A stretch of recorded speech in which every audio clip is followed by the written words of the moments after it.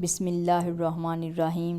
مولا علی علیہ السلام کی خدمت میں ایک شخص آ کر کہنے لگا، اے علی، ہر جانور کے منہ میں زبان ہوتی ہے، لیکن مچھلی کے منہ میں زبان کیوں نہیں، اور مچھلی پانی میں ہی کیوں رہتی ہے؟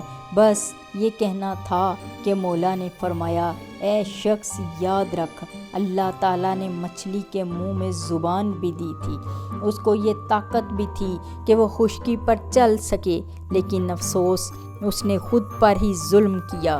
وہ شخص کہنے لگا، اے امام علی، کون سا ظلم؟ مولا نے فرمایا، جب اللہ تعالیٰ نے حضرت آدم علیہ السلام میں روح کو ڈالا اور یہ حکم دیا ہر فرشتہ اس کو سجدہ کرے، شیطان انکار کر بیٹھا اور اللہ تعالیٰ کی نافرمانی کی اور یہ کہنے لگا، میں آگ سے بنا ہوں اور یہ مٹی کا بنا ہے۔ یوں شیطان کو اللہ تعالیٰ نے اپنے دربار سے نکال دیا۔ وہ بدصورت بن کر زمین پر جیسے ہی گرا، انسان سے حسد اور نفرت کے ساتھ چیخنے لگا۔ وہ ہر کسی کو بتانے لگا کہ انسان اس زمین پر ظلم کرے گا۔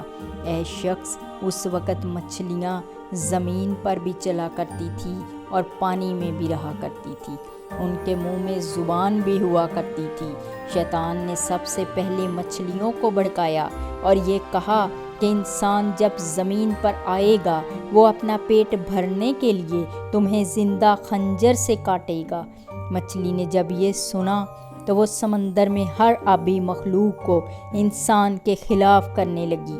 یوں اللہ تعالیٰ نے مچھلی کے منہ سے زبان کو غائب کر کے اس کے منہ میں وبال پیدا کر دیا۔ پھر یہ حکم نافذ کیا کہ کوئی بھی انسان تمہیں زندہ نہیں کاٹے گا، بلکہ تمہاری حد قدرت نے پانی تک رکھ دی ہے۔ تم جب پانی سے جدا ہوگی تو خود ہی تڑپ تڑپ کر مرنے لگو گی۔ اس لیے جب حلال مچھلی پانی سے جدا ہوتی ہے تو وہ تڑپنے لگتی ہے، اس کے جسم کا سارا خون اس کے گلے میں آ کر جمع ہو جاتا ہے۔ اس لیے مچھلی کو ذبح نہیں کیا جاتا، کیونکہ ذبح اس جانور کو کیا جاتا ہے جس کی رگوں کا سارا خون گوشت سے الگ ہو کر بہہ جائے۔ اللہ تعالیٰ نے مچھلی پر یہ قانون نافذ کر دیا کہ جب وہ پانی سے الگ ہو کر تڑپتی ہے تو مچھلی کا سارا خون مچھلی کے گلے میں آ کر جمع ہو جاتا ہے۔ یوں مچھلی کا گوشت خون سے پاک ہو جاتا ہے۔ میری ویڈیو آپ کو کیسی لگی کمنٹس میں ضرور بتائیے گا۔ اللہ حافظ۔